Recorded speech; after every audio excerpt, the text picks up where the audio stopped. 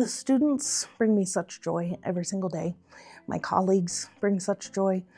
We just have such a great time learning, not only with each other, but from each other every single day. And I just love that. I find it invigorating.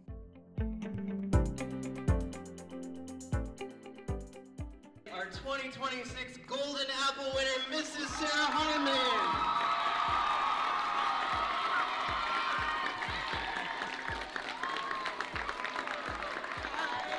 My name is Sarah Harmon. I teach 4th and 5th grade high ability at Dayton Elementary. One thing that I think is really important is independence, and that can be a tough one. They're starting at 4th and 5th grade to be able to do a lot more things independently. One thing I do is I have an after-school elective course that I offer to my students called a DIY elective. And so we do lots of projects that range from stripping wood and refinishing a table to string art and trying to use hammer and nails to cooking projects. And so I'm trying to build some of those skills that they're going to need all through life.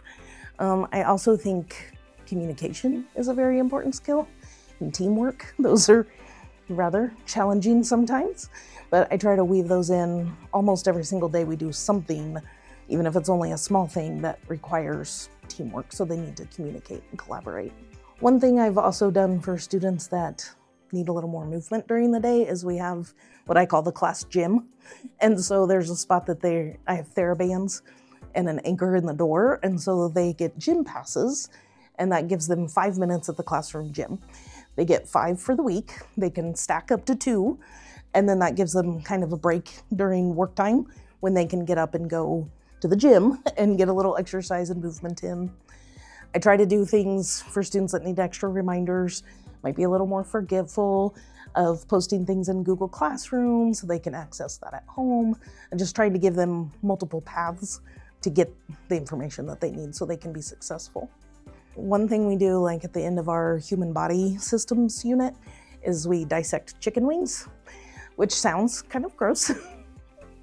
But it's really pretty fun, and you can actually then see the joints moving, and you can see the muscle tissue, and lots of times there's a little blood even in a vein, and so they can watch the blood travel. Mm-hmm. So it's very interesting, and they're very engaged. Like this year, one of them was, normally you have to be a surgeon to see this. So it's fun to see them just really diving in and enjoying that. We're finishing up kind of a study of Oregon Trail right now, and so we did things like a simulation of would you have survived on the Oregon Trail, and those things. They had to make decisions all along the way. Then they had a STEM unit or a project to complete on, they had to build something that could ford the river. Some of them had to build water buckets to supply the water for the whole crew. And so I just try to build in different pieces that help deepen their understanding.